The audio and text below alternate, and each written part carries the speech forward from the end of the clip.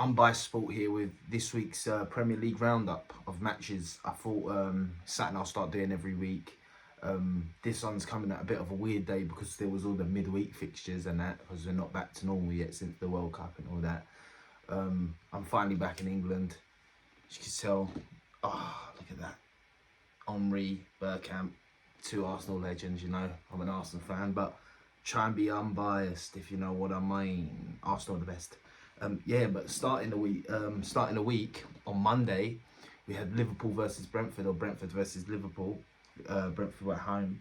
Brentford currently sitting 9th and Liverpool 6th. So although people have been saying Liverpool have been so bad, which they haven't been great.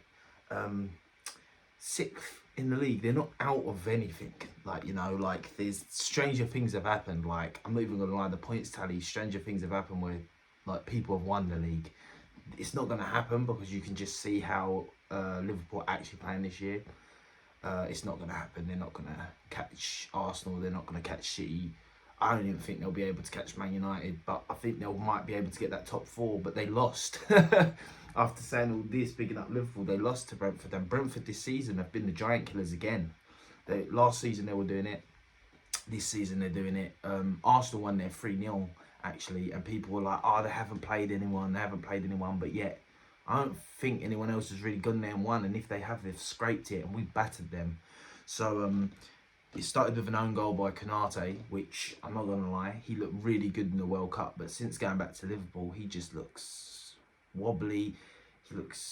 It's just I don't know. So maybe he's got a bit of head loss from losing the World Cup final, which is understandable.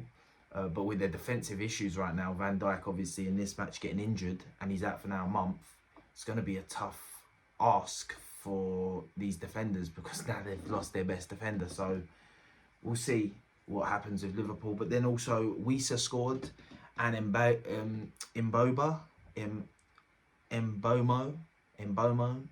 I'm looking at the notes because I'm a bit with some of these names. Scored again. He's looking like a good little player as well, to be fair, like this season. Obviously they haven't got no Ivan Toney at the moment. I don't know, I think he's on a ban through the stuff, the allegations on him. Unlikely scorer for Liverpool because it was 3-1. Oxlade-Chamberlain, who thought he was still playing? But no, he's been playing for Liverpool through injury crisis and he's actually playing all right. And funny enough, Trent assisted him. And it was Trent's first assist of the season this year, which I find wild, you know, because I know Trent's normally bang on the assists. That's normally his thing. So, like, when he's not doing that, it's like that's why so many people are focusing on his defending. And his defending is not the greatest. So, yeah. But Núñez misses another open goal. I think that... how do you say? I feel sorry for Núñez. I think he's got a lot of pressure on him right now, and he's obviously every shot he goes for now, he's thinking I can't miss, so he's missing. But I think people have got to give him a bit of a break. There was an offside goal for each team, both the right calls. And that's about it for this game. Liverpool lost again. It was good for me to watch, but I feel a bit. I shouldn't feel sorry for Liverpool fans, but I feel a little bit sorry for them. The next game was on the Tuesday was Arsenal versus Newcastle. Now I've got a match reaction to this because I match react to all the Arsenal games because I'm passionate about that. I'm just going to quickly sum it up. 0-0. Arsenal wanted to win the game. Newcastle wanted to draw. A stonewall penalty for Arsenal wasn't given. Gabriel shirt pull. And there was a handball decision at the end. I think you could have given as well, but we move into the next game. Not really much else happened in the game. Newcastle's defence once again was on point. Pope was on point, and Arsenal just need some signings because we didn't have no one to come off the bench. The only sub we made that game was Tomiyasu for Ben White, which is crazy to me. Also, the ref was just giving out cards like candy on Halloween, yet when Pope and stuff were time wasting, he didn't want to give away any yellow cards, which was very strange to me. And Arsenal have also been find them disciplined for the way they surrounded the ref at the end of the game. Now I've seen some footage, and so was the Newcastle players. Like, maybe not as many, but there was still 3 or 4 Newcastle players there. Now, if Arsenal are getting punished, I hope Newcastle are getting punished as well. I don't think anyone should get punished. It's passion. They're trying to take passion out of football. I see these pundits and stuff on the internet moaning about Arteta, bitching about Arteta. Arteta shouldn't run about. I bet Arteta's being too emotional, this and that. He's like a fan. But then when Pep Guardiola kicks bottles at players by accident, I'm going to put that in there, or Klopp shouting at people, it's passion. But when it's Arteta, there's an agenda and it's not passion anymore. But listen, as an Arsenal fan, and to all Arsenal fans, don't moan about Arteta being passionate, because we dealt with Arsene Wenger for years, and as much as I love him and he was a great manager for us, he wasn't passionate. And I like to see passion. I'm Italian, like, you know, like people like Conte and stuff, although I hate him now, he's at Spurs. They're passionate, and it brings you into the team. It's when you see your manager running about, even in the crowds, when you see your manager running about, shouting, screaming, it gets you up for it. It gets the players up for it. And listen, we're top of the league right now, so all the pundits and that can shut their mouth. I can't think what his name is, Keys or whatever his name is. He's pissing me off whenever I read his tweets, but he's just an idiot. Is it Richard Keys? I hope I ain't name dropped someone that ain't even him, but I think it is him that always moans about Arteta. Like, I feel like Arteta, like, it's like he asked Arteta on a date and Arteta said no, and now he's salty. He's like one of them people. But yeah, moving on to the next game was a big one. It was Everton versus Brighton. 2 teams that faced the top 2 the week before, and obviously Brighton played Arsenal and Everton played Man City. Everton drew with City, Brighton lost to Arsenal, and Brighton battered Everton, which, I mean, shows a lot about Man City right now, like that they drew with Everton and then Brighton going batter them at home, like at Everton's home ground at Goodison Park. So it was 4-1. Matoma scored early, set precedent of the game. I think it was like the 14th minute. He's been on fire, actually. A few Brighton players have been on fire. Brighton have been on fire since they got rid of their manager that went to Chelsea. They've just kept the consistency. It's like they haven't lost their manager. It's crazy. I'm really impressed by Brighton this season.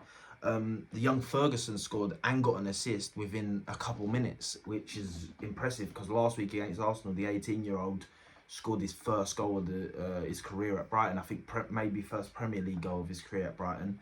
And now, yeah, he's got 2 and an assist.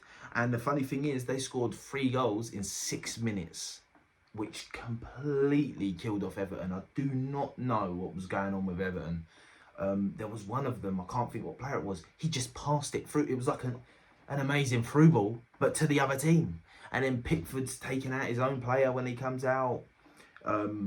It was just a shambles, a bit of a clown show, actually. Everton, they're not looking the greatest this season. I'm not gonna lie. And Lampard might be on borrowed time. If I was Everton, personally, I don't wish for anyone to lose their job, but I'd probably get rid of Lampard and I'd bring in Sean Dyche. I think he's someone that, for someone like Everton, can stable the ship. And I think, to be honest, he could actually not do too bad with Everton. He'll get him top half of the table, in my opinion. He done it with Burnley, but Burnley never spent the money. Burnley never got the players, whereas Everton, they buy players and they'll give him money. So I'd love to see him in that job, actually. Yeah. Going on to the next game, because I'm trying to rattle through these, because there's actually quite a lot of games, was Leicester City, which are sitting 13th. Like, they don't sound bad, but when you see the points gap between 13th and like 20th, it's like not that much, so it's quite bad for them. Against Fulham, who are flying, 7th in the league, 7th. They're not far off Liverpool, and Fulham won again. Fulham won again. Mitrovic.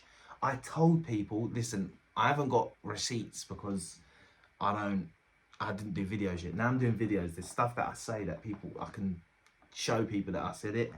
But Mitrovic, I said I'd sign him for Arsenal at the beginning of the season. I said, and then my mate was saying, no, he don't do it in the Premier League. The last time Fulham were in the Premier League, the manager didn't fancy Mitrovic. He didn't play him. Mitrovic is a top baller, I'm telling you, and he gets you goals. Assisted by Willian, ex-Tottenham, ex-Arsenal player, ex-Chelsea player. He was so shit at Arsenal, but we move on from that. We won't hold that against him. Mitrovic, 11 goals this season in 15 games. Yeah, that return is nasty. For a team like, to be in a team like Fulham, he's the reason why they are where they are in the league. Him and that Pereira that they signed for Man United. Obviously the whole team's been amazing, but them two standouts have helped them. I think even Leno, actually, signing Leno from Arsenal was a big positive move for them. Leicester, 11th, talking of the number 11, their 11th loss of this season already. We've only played like 18 games. I think they've played, yeah, they played 17 or 18 games.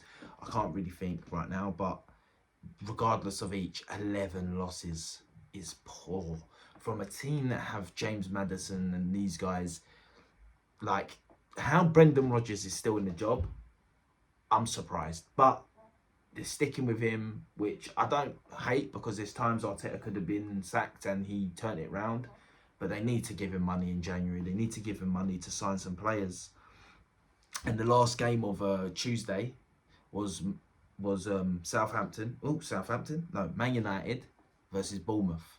Now, Bournemouth, for me, are going to get relegated. There's no way about it. They are going to get relegated.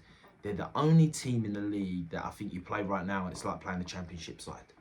Not to take nothing away from Man United, because they've been flying. They won 3-0. But currently, Bournemouth are 16th. So they're just above the relegation zone, but they're gonna capitulate. They're not gonna. I can't see it. I can't see it happening, because just the way they play. It's not even the thing. It's the way they play. Even their wins this season, scrappy little lucky wins, stuff like that. But who knows? Anyone can turn anything around. So I might be wrong.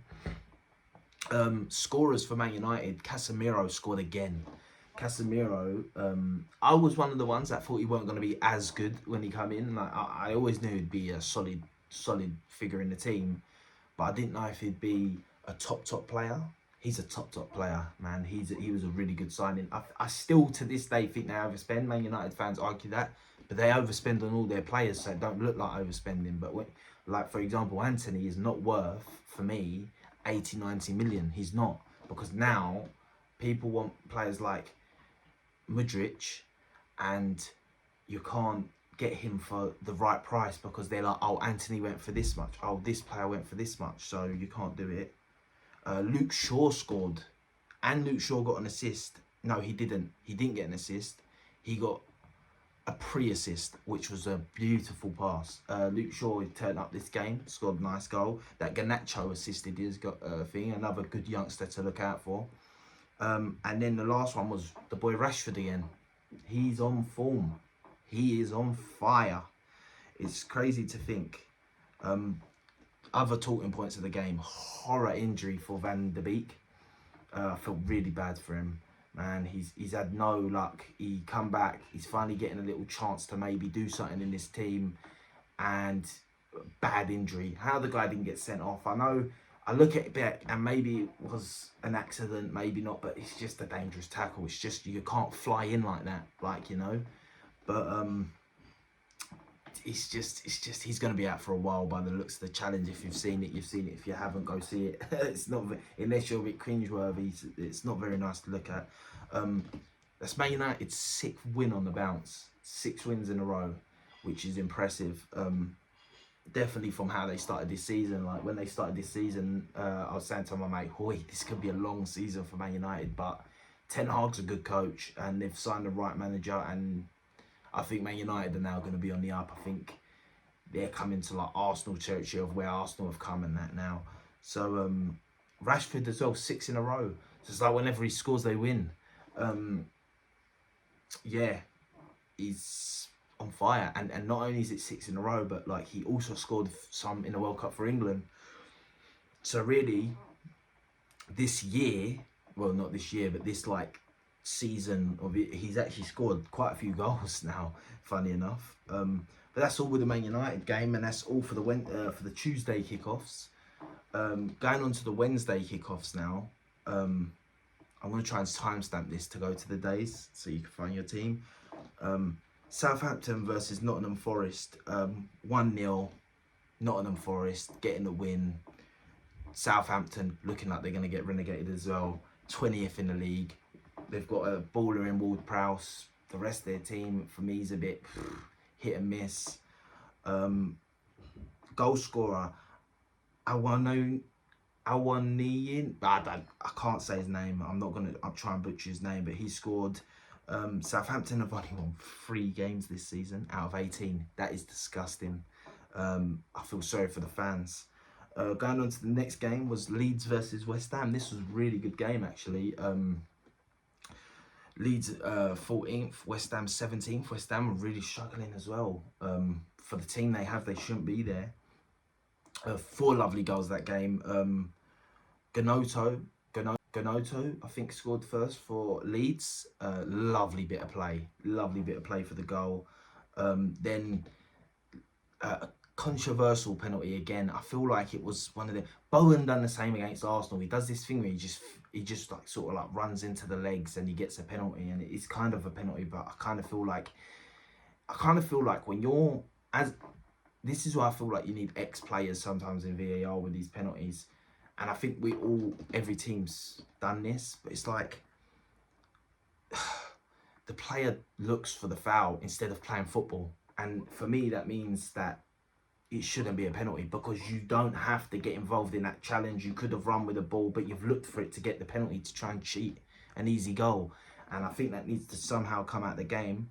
Skamaka back with a bang, scored a nice goal, lovely goal. I don't know if the keeper could have done better, to be honest, but it was a lovely goal. I think post and in. And then Rodrigo with another lovely goal in the game to equalise it. It was very good game, very good game. Going on to the next game, we've only got a few more games now. Aston Villa versus Wolves. Now, Wolves, another team, awful this season. But they took the lead early with Prudence. Like that, I like him as a player. I feel like Wolves have quite a good few players. They've just got no attack, like no striker. And I feel like this no striker thing have actually haunted them for a while. And I can't understand why they let Connor Cody go to Everton. Did he go to Everton? I think, yeah. I don't know why they let him go. It was an awful decision from the team.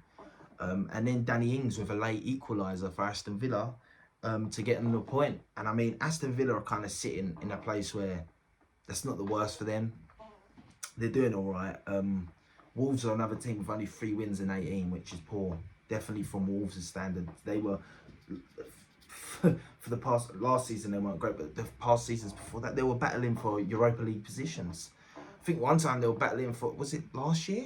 They were at one point, they were battling for, they were battling for Europa League last year at one point, then they fell off. Then you got the Crystal Palace versus Spurs game. Awful game to watch. Spurs battered them in the second half. Second half Spurs. Second half Hotspur. That's what they got to be called. They're 5th, obviously, in the league. They're trying to get points to get in Champions League spots. Came with a quick-fire double. It was like a capitulation by Crystal Palace as well. They really capitulated. But a quick-fire double makes Harry Kane the highest scoring... No, sorry, not the highest scoring. The fastest player to 300 goals in the Premier League history, which is a cool stat. But like Tottenham fans talk like that's a club achievement. No, that's a personal achievement. He's won nothing. He needs to, in my opinion, leave Spurs to go and win some trophies before the end of his career. Gill with an assist. He's very impressive right now. Doherty and Son also scored a lovely goal. Son's goal was a bit scrappy, but I mean, Son's finally scored again, so they're all happy about that. So yeah, I mean, what else have I put it? Kane too, yeah. Crystal Palace fell apart. What can you say? And the last game was Man City versus Chelsea. Now Chelsea, fuck you. I wanted a favour from you. I asked for a favour. I asked politely to you guys, and you didn't do it. If anything, you wanted them to win. You hate Arsenal that much that you wanted Man City to win, because Kepa, what was you doing? You were watching. You literally watched the ball. I know a lot of people are going to say, Cucurella should have done better. He probably should have. He probably should have been on his toes. But at the same time, I'm not gonna lie, he thinks his keeper's got that. I think you look at that and you're like, why is he watching that go across his goal? I know Haaland was there on the pitch. People are gonna say that Haaland was there. Maybe he might have tapped it into, but it doesn't matter. You know, like, get it away. You know, if it goes to Haaland, it goes in. It is what it is. It's better than leaving it, because now you look like an idiot, and now you've definitely cost your team. Goal scorers were Mahrez and their sisters from Grealish, both off the bench. I think Pep Guardiola said he's a genius for his substitutes, but when you've got team that good and depth that deep, then you can do that. And that's why City are favourites to win this league, because Arsenal haven't got the depth. Chelsea, 7 wins in 17 games. They're closer to, I feel like they're closer to the relegation zone now than top 4. And it's 10 points off the relegation zone for Chelsea. That is awful. And how much money they threw in the summer, and how all their signings have been poor. To be fair to Chelsea in this game, they had 2 early injuries, one to Sterling and one to Pulisic. So that's 2 attackers they've now lost. But you know, Chelsea, they'll go and spend 500 mil in this transfer window, which I think's bizarre. But yeah. And that's this week's matches summed up. Try to make it quick, but it was a bit of a longer video. But yeah, I'm going to be doing this weekly. There's the FA Cup coming up, so I might do one of the FA Cup games. But it was a good week of football, actually. So yeah, like, subscribe, all that good stuff, you know. Comment what other ideas you want to do. I'm also going to be getting involved with other fans. I've got my friends getting involved. I also want to get people involved that are like from other countries, other places. So comment, like, subscribe, follow me on social medias. They'll be in the description. I'm doing 100 follower giveaways at the moment on there. So get following and get involved. I'm going to be asking for people to send me videos, send me little paragraphs and that. And I'm going to do certain shows on that. Yeah, so I'll be back soon.